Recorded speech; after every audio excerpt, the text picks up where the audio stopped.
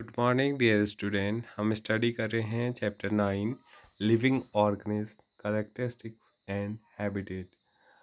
जीवित जंतु और उनके गुण और उनके आवास। लास्ट लेक्चर में हमने डिफरेंट एरियाज का स्टडी किया था जिसमें अलग अलग टाइप के एनिमल्स और प्लांट्स हमें देखने को मिलते हैं। ठीक है, तो ऐसे एरियाज यहाँ पर एनिमल्स और प्लांट एक साथ रहते हैं और एक दूसरे को अफेक्ट करते हैं, उस एरिया को क्या बोलते हैं? एक हैबिटेट बोला जाता है। तो हमने जाना डिफरेंट टाइप के हैबिटेट हमारे इन्वायरमेंट में पाए जाते हैं, जैसे टेरेस्ट्रियल हैबिटेट, एक्वेटिक हैबिटेट और डेजर्ट का हैबिटेट, ट्री का हैबिटेट ना। ये क्या है? सारे हैबिटेट के एग्जांपल हैं। तो आज हम इनका डिटेल स्टडी करेंगे एक एक करके, डिफरेंट टाइप ऑफ जो हैबिटेट हमारे चारों ओर देखने को मिलते हैं। सबसे पहले बात करते हैं terrestrial habitat. The plant and the animal that live on land are said to be live in terrestrial habitat. ऐसे प्लांट और एनिमल्स जो प्रेजेंट रहते हैं लैंड एरियाज में, उनको क्या बोला जाता है? Terrestrial habitat. Some example of terrestrial habitat are forest, grassland, desert, coastal and mountain regions. ऐसे बहुत सारे एग्जांपल हमें देखने को मिलते हैं। जैसे फॉरेस्ट हम देखते हैं लैंड में होता है, जहाँ बहुत सारे ट्रीज और डिफरेंट टाइप के एनिमल्स प्रेजेंट रहते हैं। और ग्रासलैंड जहाँ क्या होती है? काफ़ी ज़्यादा ग्रास पाई जाती है और वहाँ पर क्या रहते हैं? डिफरेंट वेराइटीज़ ऑफ एनिमल्स भी प्रेजेंट रहते हैं। कुछ वहाँ क्या रहते हैं? छोटे इंसेक्ट रहते हैं और कुछ जो हर्बीवोर एनिमल्स हैं या जो ग्रेजिंग एनिमल्स हैं, जो घास खाने वाले जो जीव जंतु हैं, वो भी वहाँ पर क्या रहते हैं? प्रेजेंट रहते हैं। इसके अलावा डेजर्ट, रेगिस्तान, कोस्टल एंड माउंटेन रीजन्स में भी हमें अलग अलग टाइप की varieties of plant and animals देखने को मिलती है। On the other hand the habitat of plant and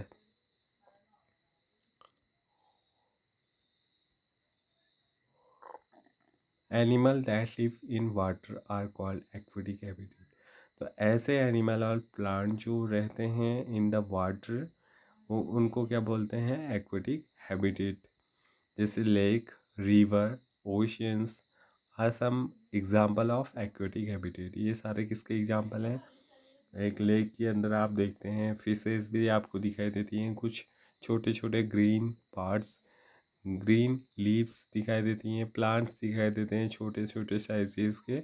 ऐसे रिवर्स के अंदर भी different varieties of fishes, animals, plant आपको देखने को मिलते हैं। तो ये भी क्या है?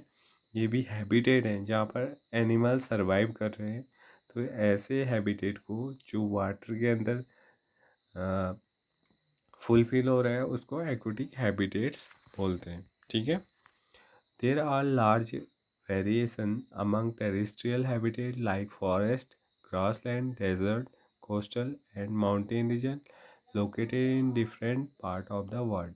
तो वर्ल्ड के जो डिफरेंट पार्ट हैं जहाँ पर अलग अलग जैसे ग्रासलैंड है, अलग अलग फॉरेस्ट हैं, वहाँ क्या होता है? अलग अलग वेराइटीज़ ऑफ प्लांट और एनिमल्स हमें देखने को मिलती है।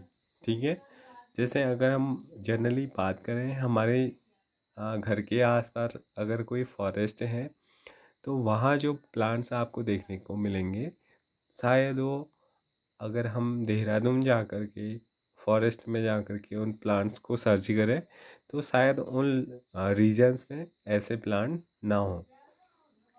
ठीक है, क्योंकि हम कहाँ रहते हैं? हम माउंटेन रीजन में रहते हैं, हम पहाड़ों में रहते हैं और प्लेन्स में थोड़ा डिफरेंट टाइप के प्लांट्स आपको देखने को मिलेंगे।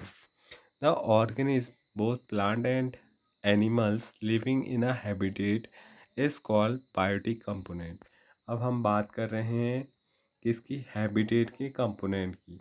ठीक है, कंपोनेंट ऑफ हैबिटेट। तो यहाँ पर मेनली दो टाइप के कंपोनेंट पाए जाते हैं किसी भी हैबिटेट के अंदर। सबसे पहले होता है बायोटिक हैबिटेट। बायोटिक कंपोनेंट कौन कौन से होते हैं? जैसे जो जितने भी लिविंग बींग्स किसी सिस्टम के अंदर या किसी हैबिटेट के अंदर प्रेजेंट रहते हैं, जैसे प्लांट हो गए, एनिमल्स हो गए, और इसके अलावा माइक्रो ऑर्गेनिज्म जो क्या काम करते हैं, छोटे छोटे कीड़े मकोड़े होते हैं जो डाइजेस्ट करने का काम करते हैं वेस्ट मटेरियल को, वो भी किसके अंदर आते हैं? बायोटिक कंपोनेंट के अंदर आते हैं। इसके अलावा जो नॉन लिविंग थिंग्स हैं, जैसे रॉक है, सॉइल है, एयर है या वाटर है, ये ये क्या करते हैं? ये कंस्टिट्यूट करते हैं अबायोटिक कंपोनेंट को। ठीक है। Are sunlight and heat biotic और अबायोटिक कंपोनेंट? क्या जो सनलाइट है, सूर्य की रोशनी, या फिर हीट है, गर्मी, वो बायोटिक कंपोनेंट है या फिर अबायोटिक कंपोनेंट? वो अबायोटिक कंपोनेंट है। ठीक है। We know that some plant grow from seed. हम जानते हैं कि प्लांट कहाँ से ग्रो करते हैं? सीड से।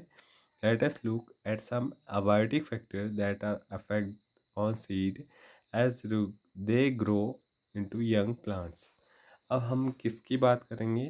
Factor affecting a habitat. किसी हैबिटेट को अफेक्ट करने वाले जो फैक्टर हैं उनके बारे में स्टडी करेंगे, अबायोटिक फैक्टर। आपने एक्टिविटी 2 में आपने रिकॉल करनी है activity 5 in chapter first. We made spores from moong chana seed, but the seed turn into a spore, it is said to be germinated. जब किसी सीड में क्या हो जाते हैं? स्पोरूट। स्पोरूट हमें देखने को मिलते हैं, वाइट कलर का स्ट्रक्चर, तो हम बोलते हैं कि अब सीड क्या हो गए हैं? जर्मिनेट हो गए हैं। This is the beginning of the life of new plant. और ये क्या होती है? जब भी स्पोरुलेट होते हैं सीड्स, तो क्या होती है? एक नई प्लांट की बिगनिंग होती है, उससे एक क्या बनेगा? नया प्लांट बनेगा। Collect some dry moong seed, keep 20 to 30 seed aside and soak the rest in water for a day. Divide the soaked seed into 4 parts. Keep one part completely submerged in water for 3-4 days. आपने क्या करना है? Different type के मूंग के 20 to 30 seeds को आपने लेना है, और उनमें से कुछ को आपने क्या करना है? अलग अलग रीजन्स में, जैसे कुछ को वाटर में, 3-4 को आपने वाटर में डाल करके 3-4 डेज के लिए आपने रख देना है। Do not disturb the dry seed and the दो सबमर्ज्ड इन वाटर। जो आपने ड्राई एरियाज में रखे हैं उन्हें डिस्टर्ब नहीं करना है, ऐसे ही ये जो आपने वाटर में रखे हैं उन्हें भी आपने डिस्टर्ब नहीं करना है। Keep one part of the soaked seed in the sunny room and the another is completely dark region like a cupboard and that does not allow any light to come in. आपने जो water वाला है उसको भी आपने एक को sunlight की प्रेजेंस में रखना है, ऐसे रूम में रखना है जहाँ पर सनलाइट प्रेजेंट हो, और एक को आपने डार्क रूम में रखना है। ठीक है। Keep the last part in very cold surrounding, और एक को आपने बहुत ठंडे वाले जैसे फ्रीज वगैरह के अंदर आप रख सकते हैं, से इन द रेफ्रिजरेटर और विथ आइस अराउंड देम, या फिर उनके चारों ओर आपने आइस रख देनी है। रिजिन them and replace the water every day.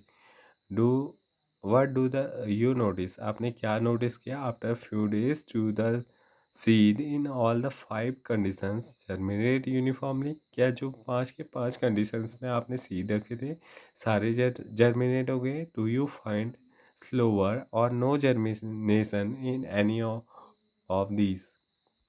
आप देखेंगे कि उनमें से कुछ में तो जर्मिनेशन हुआ ही नहीं है। Do you realize that abiotic factors like air, water, light and heat are important for the growth of plants? तो यहाँ पर हमें किस बात का पता चला कि कुछ ऐसे अबायोटिक फैक्टर हैं जो काफ़ी ज़्यादा इम्पोर्टेंट है प्लांट की ग्रोथ के लिए, जैसे कि एयर है, वाटर है, लाइट है। इनकी प्रेजेंस में या हीट की प्रेजेंस में ही किसी प्लांट में क्या होते हैं? जर्मिनेशन की प्रोसेस स्टार्ट होती है। In fact abiotic factor are important for all living organism. तो इस प्रकार से जो अबाइटी फैक्टर हैं वो भी प्लांट के लिए काफ़ी इम्पोर्टेंट है। प्लांट के अलावा जितने भी ऑर्गेनिज्म हैं सबके लिए इम्पोर्टेंट है। तो आज का लेक्चर यहीं पर कंप्लीट होता है। इससे आगे हम नेक्स्ट वीडियो में देखेंगे। Thank you.